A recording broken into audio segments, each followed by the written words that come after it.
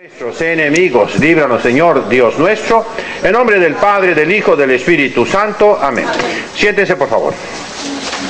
Estamos hablando sobre las virtudes, la virtud de la fe sobre todo, que es la que congloba el inicio. De la fe proviene la esperanza y luego viene la caridad, el amor a Dios. La fe, mis hermanos, tiene que creer un objeto, es creer en Dios, claro. Pero Dios vino a este mundo, nos dio una doctrina, que decimos credo, mandamientos, oraciones y sacramentos. Se llama doctrina cristiana, le llamamos también catecismo, instrucción religiosa. Hoy vamos a ver de la fe, ese objeto. Hay unas cosas que se necesitan creer para salvarnos. Es el medio para salvarnos.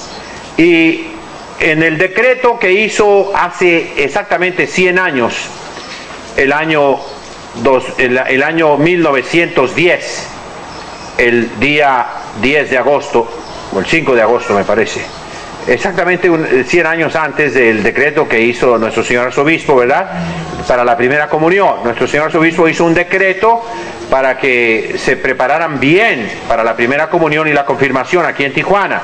El vicario general, el padre Juan García Rubalcaba, remarcó en mi presencia de que cada sacerdote y los padres de familia tienen que ver en cada caso particular.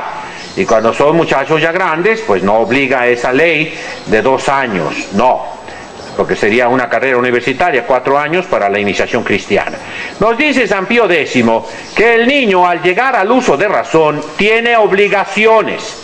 La primera obligación es confesarse, y la segunda obligación es comulgar.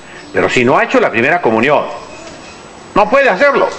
Y entonces el sacerdote es el culpable de que ese niño no cumpla con los mandamientos de la Santa Madre Iglesia.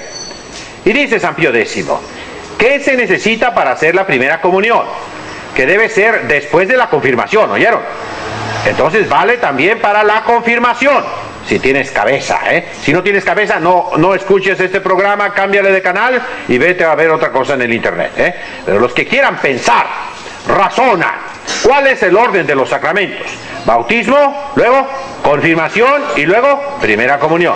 Eso es el orden normal, tradicional, que siempre se ha seguido. Y si el Papa Santo, con su autoridad infalible, nos está diciendo que para recibir la Sagrada Comunión se necesita que el niño llegue al uso de razón. ¿Cuándo es el uso de razón? Más o menos a los 7 años, poquito antes. Y que ese niño reciba ya la primera comunión. Ya después aprenderá lo demás. Aquí se va a aplicar el principio de Pancho Villa. ¿Conocen a Pancho Villa? Pum, pum, pum. Ok. ¿Cuál es el principio de Pancho Villa? Venían gente que decían, ¿de quiénes son? Son de Obregón, son de Huerta, son de Porfirio Díaz, son de Pancho Villa.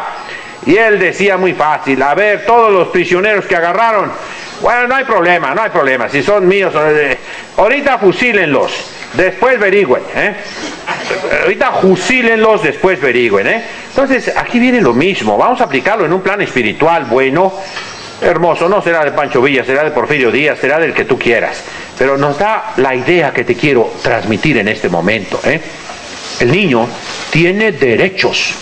Tiene derecho de recibir a Jesucristo. Dejad que los niños se acerquen a mí, no se lo impidáis. Y ese derecho comienza a contar desde el momento del uso de razón. Entonces tiene derecho a recibir la Sagrada Comunión. Y la confirmación debe ir antes de la primera comunión. Entonces la criaturita tiene esos derechos que no se están respetando. Por ello, en cada familia yo los invito a ustedes a que preparen a los niños rápido y que vean a los sacerdotes y les digan a los padres. Por eso es necesario que conozcan la doctrina pontificia, lo que el Papa dijo. Eso no se cambia, es inmutable, porque eso no va a cambiar nunca. Es un derecho natural que el niño tiene, diríamoslo así, ¿verdad?, para las cosas sobrenaturales. Sabe lo que es bueno y lo que es malo. Al saber eso, si comete algo malo, peca. Con un pecado chiquito, porque es niño, pero es proporcional a la edad de la criatura.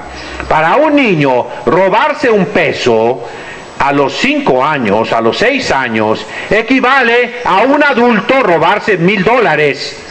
a los 30 años. Más o menos equivale lo mismo, ¿sí o no? Más o menos, sí. Para el niño 1 peso o 10 pesos es mucho. ¿Oíste bien? Es mucho. El niño no debe hacer eso. Por eso son pecaditos. Pero en cierto modo para el niño son pecadotes. ¿Oíste? Lo ve uno de sacerdote cuando el niño viene arrepentido y llora. Me robé 10 pesos con lágrimas en sus ojitos y arrepentido. ¿Y qué le debe decir el sacerdote? No lo vuelvas a hacer nunca, porque es grave, porque ofendes a Dios, porque haces llorar al niñito Jesús, porque Dios no está contento de ti. Entonces la criatura tiene obligaciones, ya entiende perfectamente.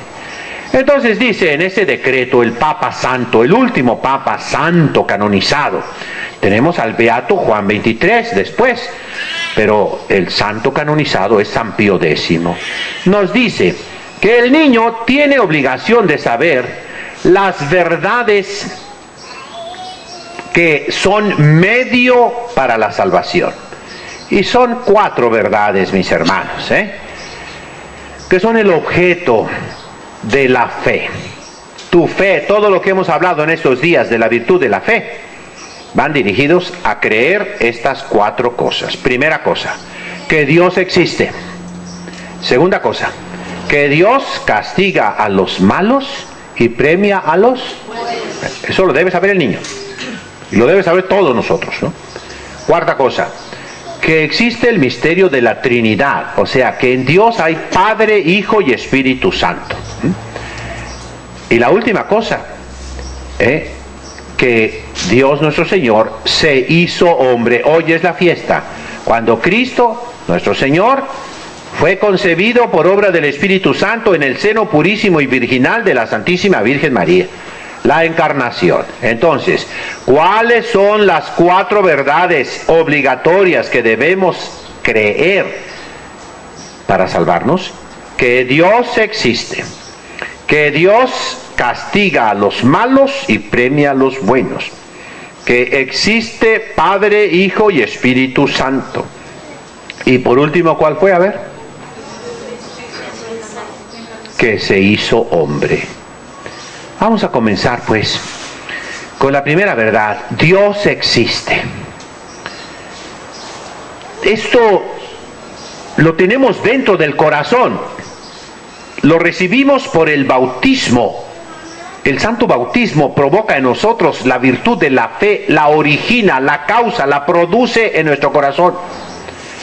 Hace que nuestro entendimiento tenga esa apertura a las verdades divinas. Y nuestra madre, nuestra madrina, nuestro papá, nuestra familia, nos inculca esa primera verdad fundamental. Dios existe, Dios es. Fíjense bien, el español es una lengua muy culta. Viene del latín, pero el español se formó con personas en la guerra, en momentos dificilísimos, en una batalla constante, no solo con la espada y la lanza y el caballo contra los musulmanes, los herejes, sino en una batalla ideológica en que el musulmán, el judío, penetraron toda la sociedad española. Y el judío, ayer hablábamos de la brujería, por ejemplo, minaba, transminaba, como la humedad se mete. Cuando hay humedad, los bloques sacan el salitre, ¿se han fijado? Y así el judaísmo se metió. Los judíos prestaban el dinero, eran los bancos de aquel tiempo, lo cual es bueno, el banco es algo muy bueno, pero a veces se excedían en el interés. La iglesia inicia los montes de piedad.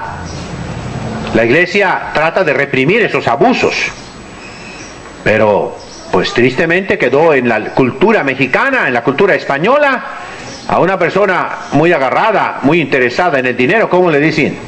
Pareces judío, ¿verdad? Y es un insulto, pues sí, pero pues muy merecido a veces, y todavía hoy lo vemos en la actualidad, lo vemos en la sociedad. El judío ejerció la medicina. Mis respetos para los médicos judíos a lo largo de la historia, son los mejores que ha habido. Nadie lo niega, y todavía hoy en la actualidad. Pero también a través de la medicina se metió la brujería. Los estudios de mística judíos, dicen los antiguos, entre los mismos judíos, debes estudiar, les decía, a la edad de 3 años comienza a estudiar con tu papá la Torá, aprenderte de memoria la Biblia, o sea, los 5 libros de Moisés, no toda la Biblia, los profetas y los escritos, o sea, los escritos históricos y proféticos y sapienciales, solamente se aprenden los 5 primeros libros: Génesis, Éxodo, Levítico, Números y Deuteronomio. Eso es de memoria. Para ellos esa es la ley, lo principal. Después de eso viene la repetición, la tradición oral, la ley que se dio por boca, no por escrito, que se llama la Mishnah, la segunda. Y después, ya más grande el niño, eso es a los 13 años, más grandecito, comienza a aprender el Talmud, la Gemara, lo que completa. Y junto con eso va la Agadá, van los Midrashim, la investigación, diríamoslo así. Alguna que es anecdótica, de cuentitos muy bonitos, de fábulas, pero que tienen una enseñanza moral, hagádica. Y otra que es legal, preceptiva, haláquica. Esto lo pueden ver en una buena enciclopedia. Pero luego queda el último grado, el ápice, lo más alto de los estudios judíos. ¿Saben cómo se llaman? Estudios cabalísticos. La palabra cabalístico, cábala, ya nos da miedo, ¿sí o no? Son estudios de mística. Y dicen los mismos judíos, no todos pueden estudiar la mística cabalística. Solamente aquellos que han terminado de estudiar todo el Talmud, que conocen a la perfección la ley de Moisés, la Torá, la Mishnah, el Talmud. Segundo, que sean hombres fuertes, equilibrados, santos, virtuosos. Y tercero, deben estudiarla con maestros que desciendan en línea directa de aquellos que escribieron la Cábala. De lo contrario, van a caer en errores gravísimos. Lo cierto es que la Cábala terminó en la magia, en la hechicería. Y es una mezcla de creencias terribles que entraron a las sectas secretas, a las asociaciones secretas, al gnosticismo. Se mezclaron y lo tenemos en la nueva era, lo tenemos en muchísimas sectas que están por todas partes, en todas las ciudades del mundo. Y la Cábala dio origen pues a esa perversión de la mística judía. Ellos mismos lo reconocen. Y ustedes lo van a encontrar, si quieren ver, los que puedan, ¿verdad? Los que sepan, los que estén capaces, ¿verdad? En esas sectas está lleno de esas cosas, ¿no? Una confusión espantosa de hinduismo, de budismo, de zoroastranismo, de la religión de los persas, ¿verdad? Con el cristianismo y el judaísmo. Una mezcla explosiva para los ignorantes. Te lava el cerebro. Ahora le meten otras sectas, las cuestiones egipcias, babilónicas y el paganismo griego romano. Y eso tenemos en las sectas, mis hermanos, con una apariencia de grande cultura, de mucha profundidad. Engañan a los incautos. Por eso la iglesia excomulga, fulmina la excomunión a todas aquellas personas que se inscriben, que dan su nombre, que se meten a las sectas secretas, a las asociaciones secretas. Punto. Volvamos a San Pío X. Él dice pues que todos debemos creer que Dios existe.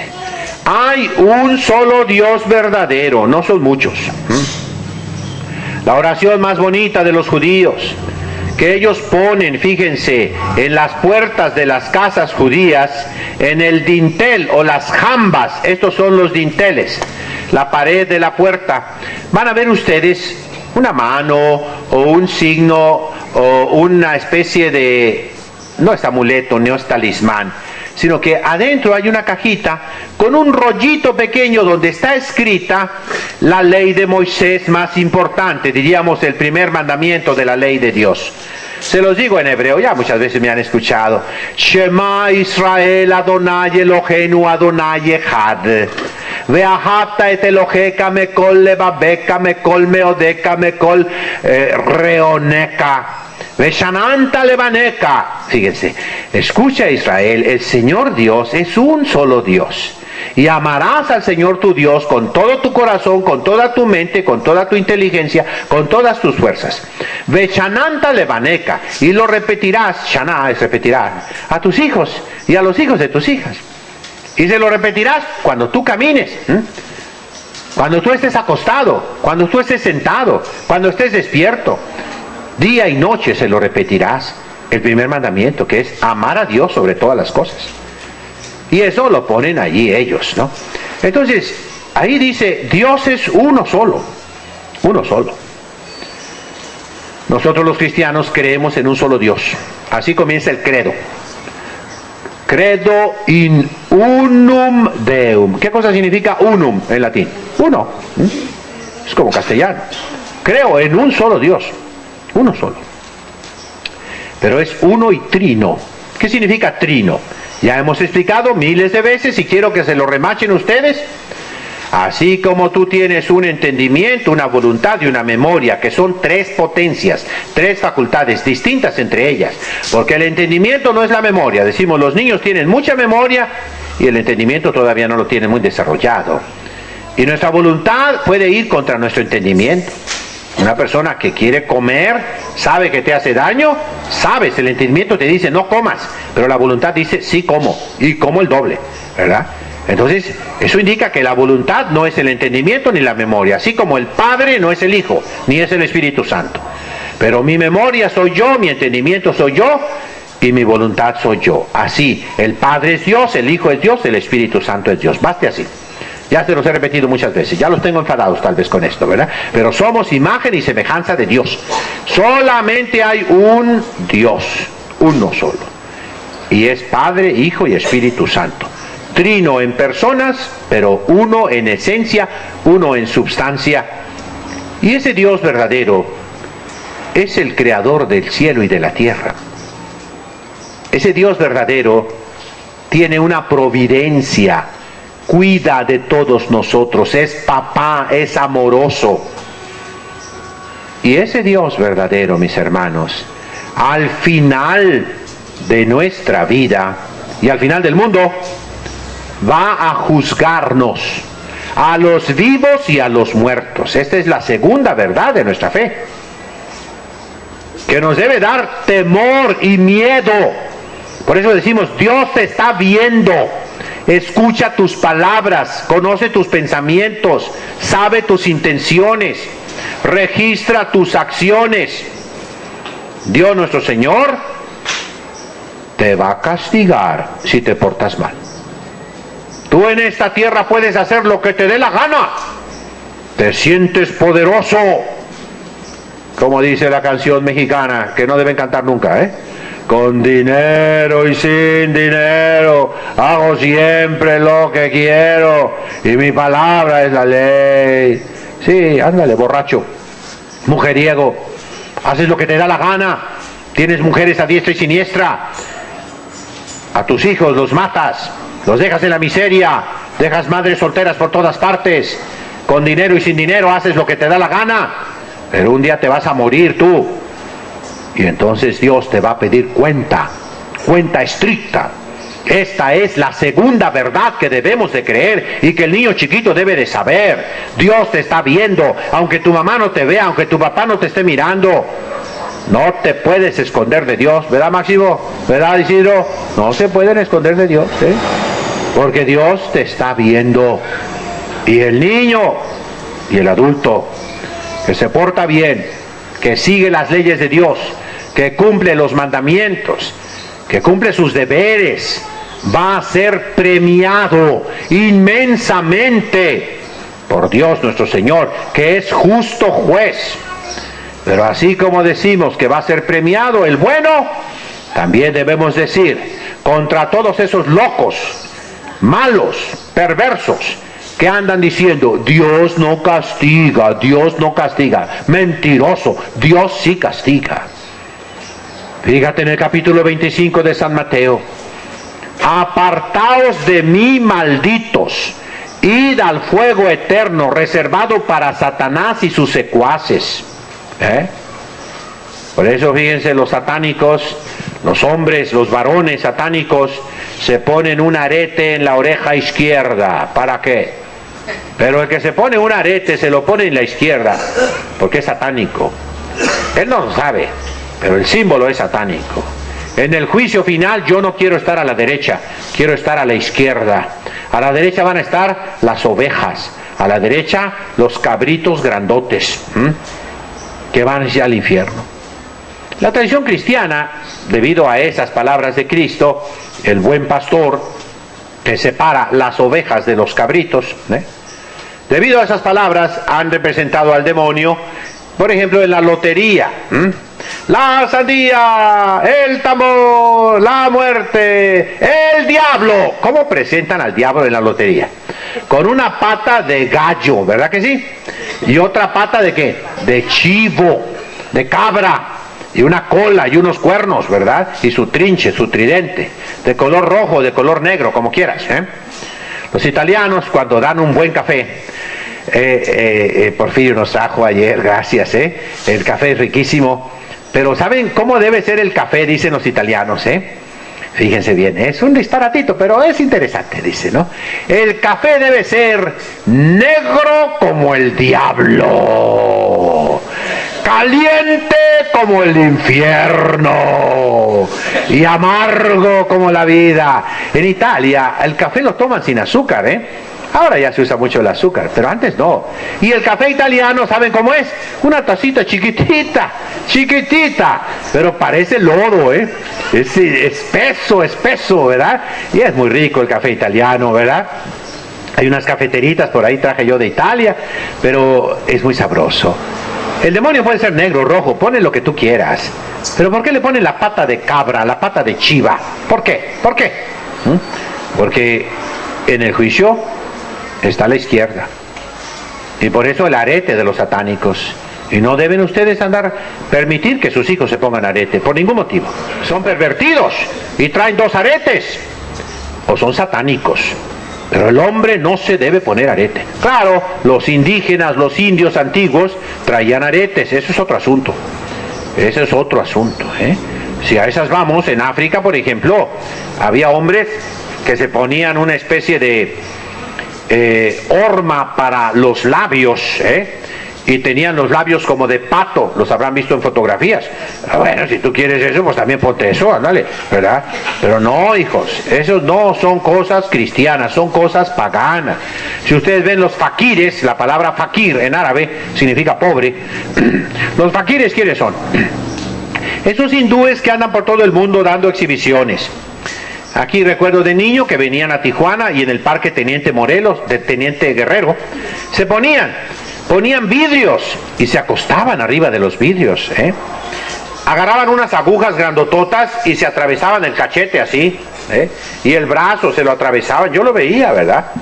Bueno, pero esos son paganos, esos no son cristianos. El cristiano no debe andar haciendo esas cosas. Entonces creo en un solo Dios, y esa fe en Dios me debe dar confianza. Creo que se preocupa de mí, ¿sí o no? Sí. De hecho, la fe también se llama confianza, fíjense. Fiducia. ¿Confianza qué significa? Significa un bebito en los brazos de su madre. La palabra amén en hebreo significa yo creo. Yo estoy firme, estoy segurísimo, estoy tranquilo. Y se usa también para el acurrucamiento de los niños, acurrucar, cucurru, cucú, paloma, ¿verdad? ¿Qué hace la palomita? Curru, curru. Y es un sonidito muy hermoso de la palomita que se está acurrucando. Y el niño también, como una palomita, ya se echó ahí, palomita echada, ¿verdad? Está descansando en los brazos de su madre, sabe que ella no lo va a traicionar. Súbele poquitito, por favor, Miren, hermanos, la fe es una solidez, es apoyarnos en Dios. en un solo Dios. No hay dos dioses. ¿Qué pasaría si hubiera dos dioses? A veces ganaba uno, a veces ganaba el otro. Y significa que no son todopoderosos. Porque si son dos, nomás no. Dios nuestro Señor es uno. El demonio no es Dios. Las fuerzas del mal no son Dios. Esta fe debe ser inquebrantable. No sientas tú que Dios te ha abandonado. Te está probando. ¿Qué decíamos ayer de las pruebas? Sufres mucho, sí, pero has aguantado. Es decir, Dios te ha juzgado digno de aguantar ese peso, digno de sostener esa carga. Dios te ha considerado capaz de acompañarlo al monte Calvario. Te ha juzgado suficientemente poderoso y fuerte, en lo espiritual sobre todo, para sostener esa guerra terrible contra el mundo, el demonio y la carne. Te ha asociado a su combate. Eres un guerrero junto con Él y vas a vencer, porque Él está contigo. Por ello, mis hermanos, la fe en un solo Dios. Es necesario creer que existe Dios, si no, no te salvas. La persona que dice, pues yo no sé si existe o no existe, pero pues si existe está bueno. Sí, hay un dicho por ahí, ¿qué pierdes con que Dios exista? No pierdo nada. Bueno, pero esa no es fe, ese es cálculo. Es como aquel que le prende una veladora al santo y también al demonio. Hay gente que se quiere proteger las espaldas, dice, bueno, por si es que existiera Dios, también le voy a dar algo a Dios. Y el diablo, pues también al diablo. A los dos les doy para que no se peleen. ¿Qué dice Jesucristo? Nadie puede servir a dos señores. Porque o amarás a uno o amarás al otro. Odiarás a uno o tal vez vas a odiar al otro, tarde o temprano. Entonces, esa fe que sea pura, que sea limpia la nuestra, cree firmemente que Dios existe, que es tu Padre, que es todopoderoso, que es previdente, que es providente, que Dios sabe tu destino y te ve con inmenso amor, que Dios nuestro Señor sacrificó a su propio Hijo por ti, y que te quiere, te hizo único, y que por ti hizo el cielo, la tierra y todas las cosas, que por ti dirige la historia, los eventos, los acontecimientos. Él los acomoda para tu bien. Nos dirá San Pablo, diligentibus Deum omnia cooperantur in bonum. Para los que aman a Dios, todas las cosas cooperan para su bien. Este es el primer punto de la fe que debemos de tener como medio para salvarnos. El segundo punto. El segundo punto dice que Dios es remunerador, ya lo dijimos, perdónenme. El segundo punto pues es que va a juzgarte. Ten temor de Dios. El temor de Dios es el inicio de la sabiduría. Ay de aquella persona que no le tenga miedo a Dios. Pero padre, lo debemos amar y querer. Sí, hijo. Un niño tiene que amar y querer a su papá, ¿sí o no? Pero también tiene que tener miedo, Ah, sí. Pórtate mal y verás con tu papá cómo se pone, Y así también tu mamá. La mamá debe chiquear, mimar a su niño, lo tiene que querer con todo el alma, dar la vida por él. Pero también tienes que ser mujer firme. ¿Qué ha pasado con las mujeres chiqueadoras? Las mujeres que, ay, mijito tan bonito, ay, mijito esto. ¿En qué termina el hijo? En narcotraficante, en secuestrador. ¿En qué termina? En delincuente, en vicioso. En eso termina tu hijo, porque no te tiene miedo. Y después hace contigo lo que le da la gana. ¿Cuántos hijos han matado a su mamá? ¿Cuántos hijos la traen de esclava a su madre? Por culpa de esa mamá que no lo educó en el temor de Dios. Dios nos puede castigar, sí, Señor. Y ay de ti que vivas en pecado mortal. Ay de ti que Dios no esté contento de ti. Ay de ti que tu vida no le complazca, no le agrade a Dios. Porque viene la ira de Dios, el castigo de Dios. Dios se enoja. Y es por tu bien que se enoja. Y por eso llegan momentos tan terribles como, pues, Dios te da un apretón, decimos un aviso de Dios, el tsunami de hace 4 años en mera Navidad, allá en el sudeste asiático, un aviso de Dios. El terremoto de Haití es un aviso de Dios, el terremoto de Chile es un aviso de Dios. No hacemos caso, ok. hasta que Dios se canse. Las guerras, ¿qué son? Castigos de Dios. Lo que está viviendo Tijuana es terrible, terrible. Nunca Tijuana y ninguna ciudad de México había tenido esta experiencia que tiene la sociedad de Tijuana. ¿Ya para qué hablo? Pero cada familia tiene que tener temor de Dios. No peques. Si tienes temor a Dios, no pecarás. Hay que tenerle miedo a la muerte. También aquí, miren, hay que entender bien las cosas. Decimos, la muerte es el encuentro con Dios. Sí, si toda tu vida has estado amando a Dios, deseando a Dios, queriendo a Dios, conociendo a Dios, sirviendo a Dios, obedeciendo a Dios, y te lo vas a encontrar. ¡Qué alegría tan grande! El momento de la muerte debe de ser la alegría más grande de la vida. Y es la ofrenda mayor, es la entrega total. Le das a Dios todo. Te doy mi vida, Señor, te doy mis familiares, mis riquezas, mi cuerpo, todo lo que tengo, mis fuerzas, toda mi existencia te la entrego, Señor. Y en tus manos encomiendo mi espíritu, sí. Pero también la muerte, hijos, debemos de tener miedo de la muerte. Por la cuenta que le vamos a Dios. Y entre más viejos, más miedo debemos de tener. Recuerdo el padre Máximo, ya para morirse, el último año, a mí me dijo, y les decía a los que iban a misa, yo hago una alianza con Dios, decía el padre Máximo, un pacto con Dios, un contrato con Dios nuestro Señor. Ya no voy a pecar nunca. No quiero ofenderlo. Y lo decía con lágrimas el padre Máximo. Se preparó para la muerte, porque la muerte es tremenda, Como dice un canto maravilloso que compuso un franciscano en tiempos de San Francisco, en tiempos de San Antonio. Ese franciscano dice: dies ire, dies illa, solvet seclum infabila.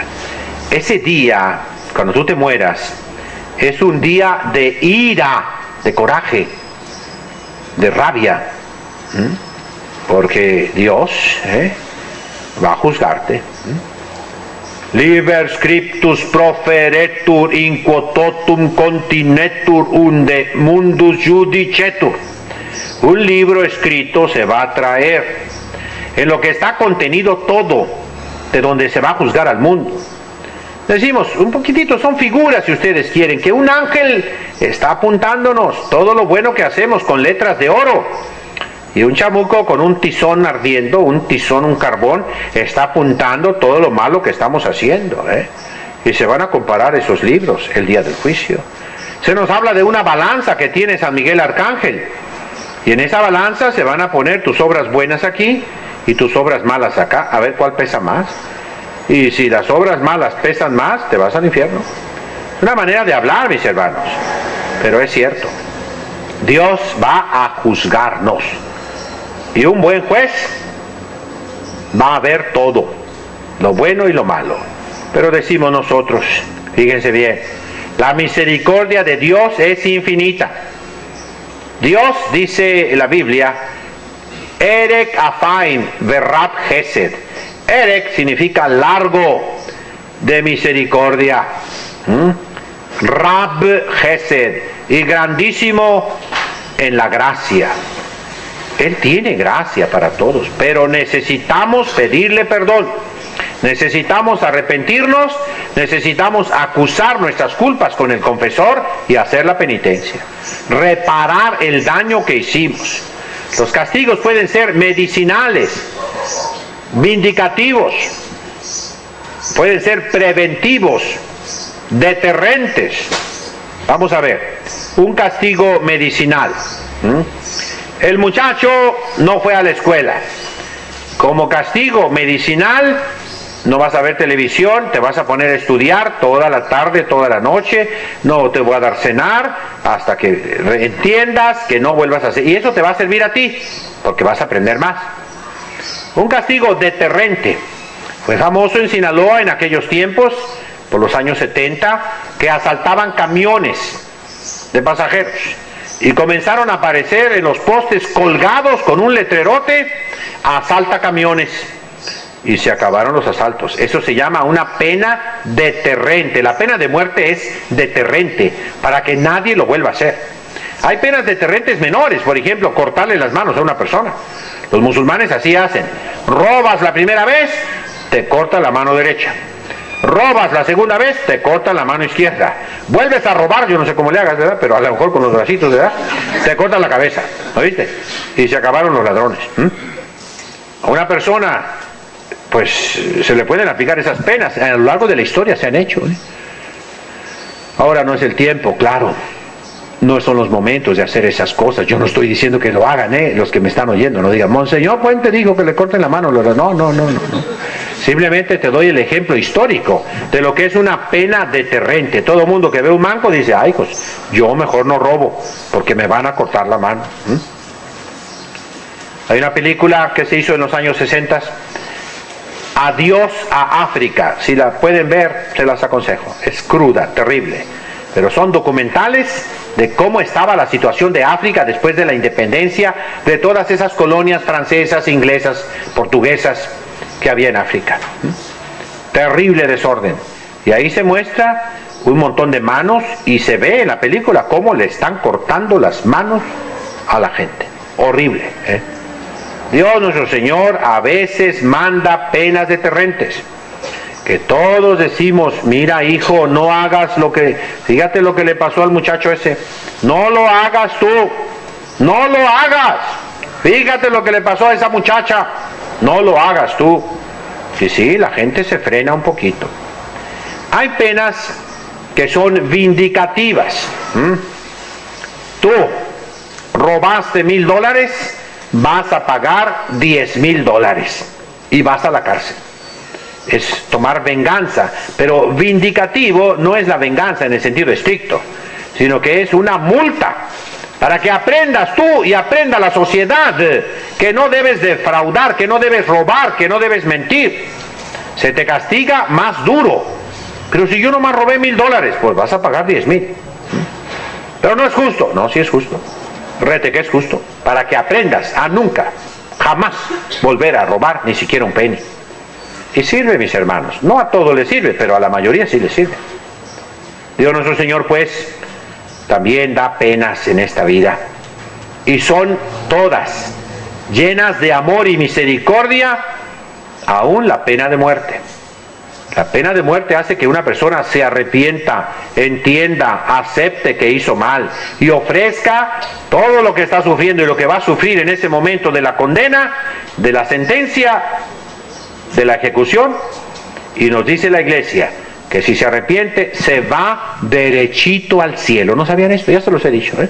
El condenado a muerte que acepta, que es claro que sea culpable, no el inocente, ese es otra cosa, ¿eh? A mí me preguntaban, Monseñor, ¿usted qué piensa de la pena de muerte en México? Pregúntale a los jueces y a los policías, ¿eh? Yo digo, la doctrina de la Iglesia siempre ha aprobado la pena de muerte, pero dada la situación en que vivimos en todos los países, donde puede haber mucha corrupción, mejor no, porque al que van a matar es al inocente, y el culpable, feliz de la vida. Entonces, ¿para qué hacer eso? Mejor así como estamos, siquiera no los matan, Porque en las cárceles pues se puede poner ese letrero grandísimo, ¿verdad? Que se podía poner, ni están todos los que son, ni son todos los que están, También en los manicomios, pero sobre todo en las... Tercera verdad que debemos creer es la Santísima Trinidad. Dios es Padre, Dios es Hijo, Dios es Espíritu Santo. La Trinidad, decíamos ayer, nos divide, nos separa de los mormones y de los de la Iglesia de Jesucristo de los últimos días, de los mormones y de los testigos de Jehová. Ellos no creen en la Trinidad. El creer en la Trinidad nos separa de los judíos, que creen solamente en Dios y que no aceptan la Trinidad, que están ciegos, que no ven que ya está en el Antiguo Testamento de una manera muy clara. Los judíos rechazaron de la Biblia 7 libros, los 2 de los Macabeos, el libro de Judith, el libro de Tobías, el libro de la sabiduría, el libro de Baruch y unos pedazos del libro de Daniel y otro libro. ¿Cuál es el otro? El eclesiástico. En esos 7 libros se encuentran alusiones clarísimas a la Santísima Trinidad, al Padre, al Hijo, al Espíritu Santo. En el libro de la sabiduría, en el libro del eclesiástico, son libros sapienciales, que se ha dicho, ¿por qué los judíos los echaron fuera del canon si antes los admitían? Porque no están escritos en hebreo, eso decían, no es cierto. Métanse al internet, hay un proyecto en Cincinnati, Ohio, del Hebrew Union College. Los que me oigan en televisión pueden meterse al internet. Y ahí hay un proyecto científico, una maravilla, Comprehensive Aramaic Lexicon, el léxico aramaico comprensivo, o sea, todo lo que hay escrito en arameo, ahí lo han puesto. Es una maravilla. Y ahí viene el libro de Tobías, dicen es medieval, bueno, pero viene en arameo. Entonces, no es cierto que fue escrito nada más en griego, existió en arameo. Tenemos el libro del eclesiástico o Ben Sira, muchísimo en arameo. En Qumran se descubrieron pedazos así. Tenemos el libro de Baruch, de los pedacitos que quitaron de Daniel. De manera que los judíos rechazan, por ejemplo, el libro de Judith. ¿Por qué? Porque es imagen de la Santísima Virgen María que le aplastó la cabeza al dragón, como Judith le cortó la cabeza a Holofernes. Es un libro simbólico. El pueblito donde vivía Judith, ¿cómo se llama? Betulia, que significa virgen, la pureza.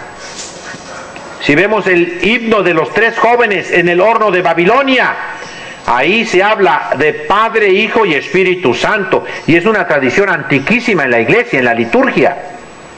Es el único salmo en el que no se dice gloria, se usa los domingos en la mañana, en laudes, porque ya viene allí Padre, Hijo y Espíritu Santo. El libro de Daniel, esos pedazos los cortaron. ¿Por qué? Porque ahí se acusa a los ancianos, a los viejos, a los jueces de Israel de ser pervertidos, de ser adúlteros, de seducir a las mujeres. Y eso no le convenía a los judíos. El libro de Baruch, ¿por qué lo rechazaron? Porque acusa a Israel de ser infiel. Y le dice clarísimo que son castigos de Dios. El libro del eclesiástico, ¿por qué lo quitaron los judíos?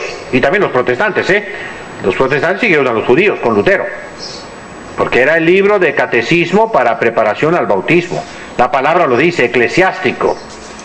El libro de Tobías, ¿por qué? Por el matrimonio cristiano. Ahí se ve Sara y Tobit que se casan. Por los ángeles de la guarda, la existencia de los ángeles, por la providencia de Dios, etc. Los protestantes, enemigos de la iglesia, siguieron a los judíos en esto. Volvamos al punto. Dios nuestro Señor es Padre, Hijo y Espíritu Santo. El Hijo es Dios, el Padre es Dios, el Espíritu Santo es Dios. ¿Qué es el Padre? Podemos decir que es la inteligencia. Dios es la suma verdad. Y al contemplarse a sí mismo, produce un concepto. Concepto viene de concebir. Concibe un hijo. Tus ideas tuyas son tu hijo. Hay una ley que dice propiedad intelectual. Un autor tiene derecho a lo que produjo. Tus ideas son independientes de ti. Cada libro, por ejemplo, fue concebido por un autor que lo escribió. El autor ya se murió, pero ahí tengo el libro y lo sigo leyendo. Es el pensamiento de ese autor. Son los conceptos, las ideas, son los juicios, son los raciocinios de ese autor. Y es algo distinto. Así decimos, el Hijo, la segunda persona de la Santísima Trinidad, es distinto del Padre. Es diferente del Padre. No diferente en el sentido estricto, sino distinto nada más. Porque es igual en todo al Padre. Con el Padre tiene la misma naturaleza, la misma sustancia, pero es otra persona. Es un misterio. Como misterio es nuestro entendimiento, nuestra voluntad y nuestra memoria. Lo repito. ¿Qué es el Espíritu Santo? Es el amor que une al Padre con el Hijo. Y es una persona distinta. Este misterio de la Santísima Trinidad es imposible que lo comprendamos con nuestras pobres fuerzas humanas de la razón natural. Pero lo aceptamos por fe. Creo, y por eso el signo y señal del cristiano, ¿cuál es? Padre, Hijo y Espíritu Santo. Amén. Amén significa yo creo en el Padre, Hijo y Espíritu Santo. Lo hacemos rapidísimo, de tal manera que hay una expresión en castellano. Ahorita voy, en un santiamén. ¿Qué significa santiamén? Patris et Filii Spiritus Sancti. Amén. O sea, lo hacemos rapidísimo, la cruz. Pero ahí está todo el misterio de la Santísima Trinidad. Creo en el Padre, creo en el Hijo, creo en el Espíritu Santo, único Dios, uno solo, verdadero. El Hijo procede del Padre. Luz de luz. Es una comparación. Luz de luz es, si está prendida esta vela, de ahí puedo prender miles y miles y miles, ¿verdad? Con esa alumbrada que está afuera, puedo quemar todo Tijuana. No necesito dos, con una sola, ¿verdad? Así, el fuego es el mismo. Yo les decía, las religiosas las fundé hace 25 años. De las que fundé, pues ya se murieron algunas, otras se salieron. Las velas cambiaron. Haz de cuenta que cada monjita es una vela muy bonita, ¿eh? Pero la llama es la misma. Sigue prendida la llama. Se la fueron pasando. Luz de luz. ¿Qué significa?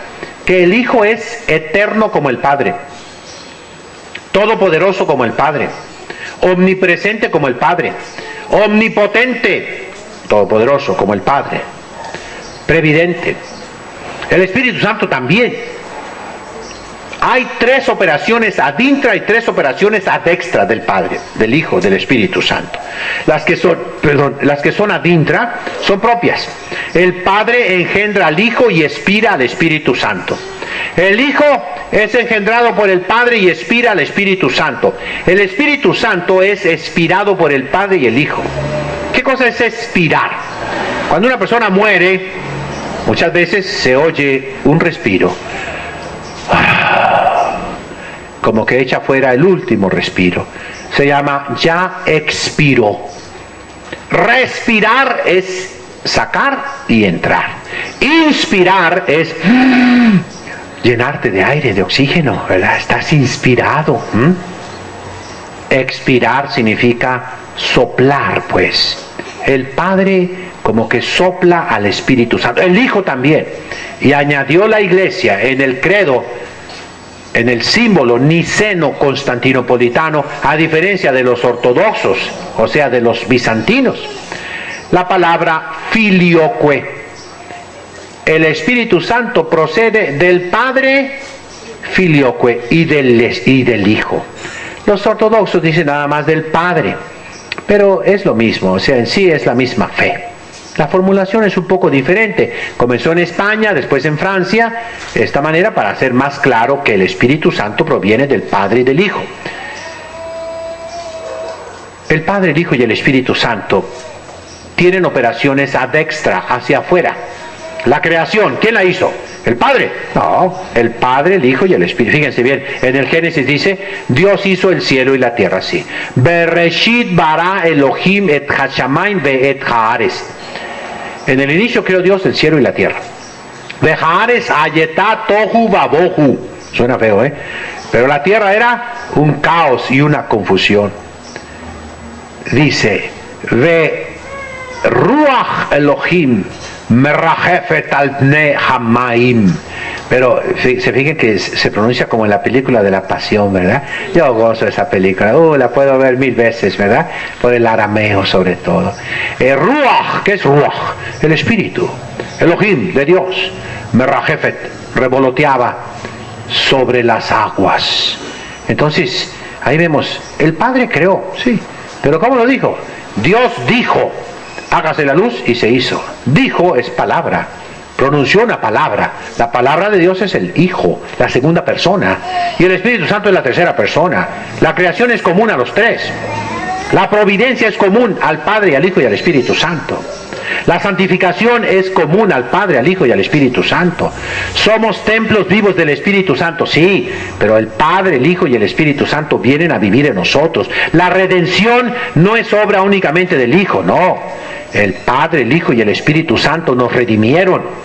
Pero apropiamos al Padre la creación, al Hijo la redención, al Espíritu Santo la santificación. Pero son apropiaciones, valga la palabra, impropias. En sí, las operaciones externas de Dios son comunes a las tres personas. Hasta ahí dejamos. Para irnos a la última verdad que debemos creer para salvarnos. Dijimos que Dios existe, que Dios es remunerador, que Dios es trino, y la tercera es la fiesta de hoy, la cuarta es la encarnación. Se hizo hombre por nosotros, la segunda persona de la Santísima Trinidad. Jesucristo vino a nosotros. Cómo se duermen. Nomás no digo ni un chiste y ya están todos roncando, ¿verdad? Denle un codazo al que esté dormido, un pellizco bien dado, Bueno, a ver que... No, mejor no digo nada ahorita, ¿no? Para que hagan penitencia, hagan penitencia. No, padre, hoy estuvo reaguado, no dijo ningún chiste, ¿verdad? No, hoy estamos en doctrina, ¿verdad que duele, sale un mito, estoy viendo que sale un mito por lo que estoy diciéndoles, ¿no? Vamos a ver la encarnación. Ya hemos hablado muchísimo. Jesucristo se hizo uno de nosotros. Dice, igual a nosotros en todo, menos en el pecado. Bueno, entonces es nuestro hermano. Nos comprende. Él también sintió frío como tú, sintió cansancio, sintió sueño. Nuestro Señor batalló con su cuerpo también. Ayunó 40 días y 40 noches. Sudó sangre. Se sintió cansado, tuvo hambre, tuvo sed. Cuando le pidió de beber a aquella mujer que lo dejó plantado, ni le dio agua, la samaritana. ¿Cuánto nos amó? ¿Y qué hizo con su cuerpo? Lo clavó en la cruz, lo crucificó. Y dice San Pablo, yo también crucifico mi cuerpo, redigo in servitutem, lo pongo en esclavitud. Que tu cuerpo sea tu esclavo, ¿oíste? Esclavo de tu alma, para que tu alma se salve. Miren los santos, cómo mayugaron su cuerpo, cómo hicieron penitencia. Hoy no es ayuno, pero cómo ayunaban. Cuánta mortificación hicieron. No solo para salvar su alma, sino para salvar a otros. Junípero Serra, ese hombre santo, desde La Paz, Baja California, a pie se fue hasta San Francisco. Junípero Serra fue un grande hombre, pero cómo fue sacrificado, cómo sufrió. Y todas las personas buenas tienen que sufrir, tenemos que sufrir, mis hermanos, como Cristo en su carne. Bueno, estas 4 verdades son absolutamente necesarias y es lo que el niño chiquito debe de saber para hacer la primera comunión. Que Dios existe, que es remunerador, la Trinidad y que se encarnó. Y dice San Pío X, volvamos a ese decreto maravilloso que está al inicio del catecismo grueso que les regalo, ¿verdad? Y si alguien quiere, pídame después de misa, Dice que el niño entienda la diferencia entre el pan natural, normal, y el pan eucarístico. Que sepa que es diferente, que es el cuerpo de Cristo, que recibes a Jesucristo nuestro Señor, de alguna manera, que esté lleno de amor. En el fondo eso nos dice el Papa, que el niño tenga amor. Y ya después de recibir la primera comunión, comienza la catequesis. ¿Oyeron? Ahora está todo al revés.